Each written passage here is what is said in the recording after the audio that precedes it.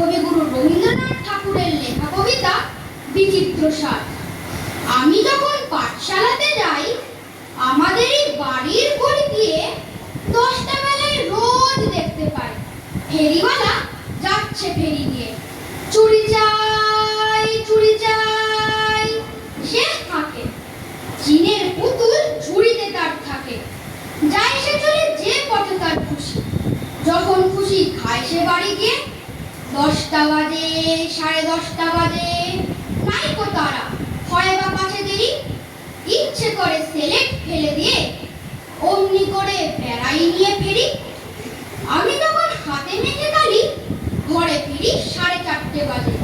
কোদাল নিয়ে মাটি কোপায় মারি বাবুদের ওই ফুল বাগানের মাঝে।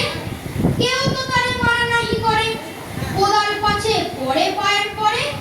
গায়ের মাথায় লাগছে কত ধুলো, কেউ তো এসে বকে না তার কাজে। মা তারে তো পরায় না সাফ জামা, ধুয়ে দিতে চায় না ধুলো বালি। ইচ্ছে করে আমি হতেন যদি বাবুদের ওই ফুল বাগানের মালিক।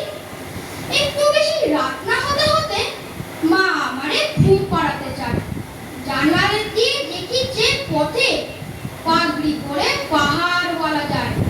আধার গলি, লোক বেশি না চলে, গ্যাসের আলো মিটমিটিয়ে জ্বলে। লণ্ঠনটি ঝুলিয়ে নিয়ে হাতে দাঁড়িয়ে থাকে বাড়ির দরজায়। রাত হয়ে যায় 10টা, 11টা, কেউ তো কিছু বলে না তার লাগি।